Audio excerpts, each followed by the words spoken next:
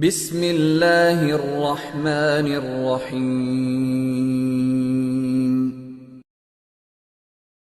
رسول کریم سرورت عالم صلی اللہ علیہ وسلم نے پیشین گوئی فرمائی کہ میری امت 72 بعض روایتوں میں اور 73 بعض روایتوں میں فرقوں میں بٹ جائے گی۔ اور 73 فرقوں میں کیا مانا کہ 73 قسم کے افکار، 73 قسم کے نظریات، 73 قسم کے مسالک پیدا ہو جائیں گے، اور ہر ایک اپنے بارے میں یہ دعویٰ کرے گا کہ میں صحیح ہوں اور باقی غلط ہیں۔ تو صحابہ کرام رضی اللہ تعالیٰ عنہ نے پوچھا کہ رسول اللہ، پھر ان میں یہی فرمایا آپ نے کہ سب جو ہیں وہ جہنم کے راست والے ہوں گے سوائے ایک فرقے۔ پوچھا کون ہوگا وہ؟ تو اس کی تشریح آپ نے فرمائی ما انا علیہ و اصحابی، وہ راستہ جس پر میں ہوں اور میرے صحابہ ہیں۔ یہ معیار بتا دیا رسول کریم صلی اللہ علیہ وسلم، وہ راستہ جو میرا ہے اور میرے صحابہ کا ہے۔ 72 میں سے 71 ہوں یا 73 میں سے 72 ہوں، وہ ایسے راستے ہوں گے جو میرے اور میرے اصحاب صحابہ کرام کے راستے سے ہٹے ہوئے ہوں۔ تو معیار تمہارے پاس یہ ہے، صحیح اور غلط کا معیار وہ کیا ہے؟ میں اور میرے صحابہ۔ تو جو کوئی آئے آپ کے پاس، کوئی نظریہ آئے، کوئی فکر آئے، کوئی نئی سوچ آئے، تو اس کو اس معیار پر پرکھ لو کہ آیا وہ میری سنت اور میرے صحابہ کرام کا طریقہ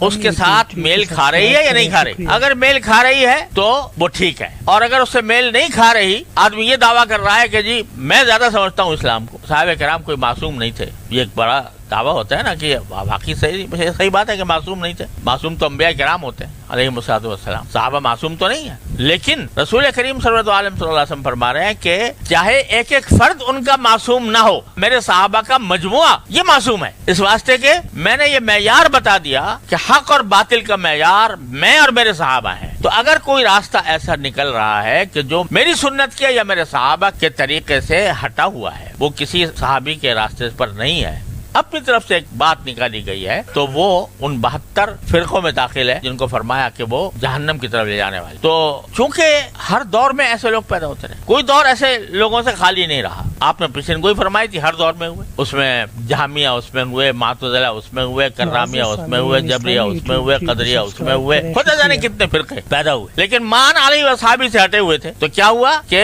اپنے زمانے میں ان کا طوطی بولا، ذہنوں پر ان کے افکار مسلط ہوئے، لوگ ان کے پیچھے چلے، ان کے افکار کا ڈنکا بجا، ان کو بعض مرتبہ حکومت بھی حاصل ہو گئی، اور مان علیہ وصحابی والے جو ہیں وہ پیچھے یعنی وہ اقلیت میں رہ گئے اور ان کے اوپر ظلم بھی توڑے گئے۔ لیکن آخرکار کیا ہوا کہ وہ تاریخ کے اوراق کی زینت بن کر رہ گئے۔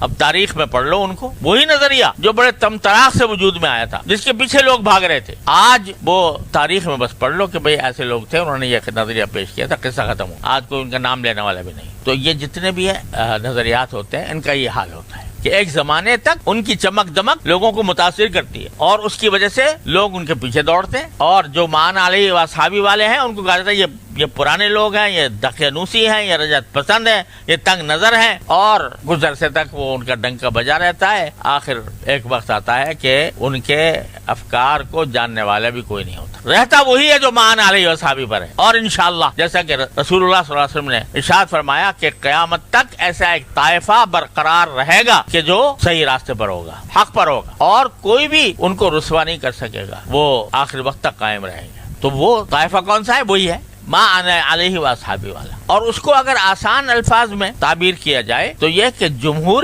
امت وہ جس طرف جا رہی ہے، جمہور امت کا جو عقیدہ ہے، اس کا جو طرز عمل ہے، اس طرز عمل سے ہٹا ہوا جو بھی ہوگا وہ غلط راستے پر ہوگا، اور جو جمہور امت کے مطابق ہوگا وہ ما انا علیہ واصحابی والا ہوگا۔ اس میں کچھ اجتہادی اختلافات بے شک ہو سکتے ہیں، صحابہ کرام میں بھی اجتہادی اختلافات ہوئے تھے، اگر ان اجتہادی اختلافات میں سے کوئی شخص ایک راستے کو اختیار کرتا ہے دوسرے کو نہیں کرتا تو اس سے کوئی فرق نہیں پڑتا، وہ ما انا علیہ واصحابی سے باہر نہیں جاتا۔ لیکن مجموعہ معصوم ہے، وہ مجموعہ اس سے ہٹنا یہ ہے خطرناک۔ لہذا جو سبق مل رہا ہے وہ یہ ہے کہ یہ جو نئے نئے نظریات کی جو چمک دمک ہوتی ہے اس سے متاثر نہ ہو۔ یہ دیکھو کہ جمہور امت سے جو ایک طریقہ چلا آ رہا ہے 1400 سال سے، اس پر عمل پہ رہا ہے، تو وہ اگر اس سے ہٹ کر کوئی کسی بات کی طرف دعوت دے رہا ہے تو وہ دعوت غلط راستے کی دعوت ہے۔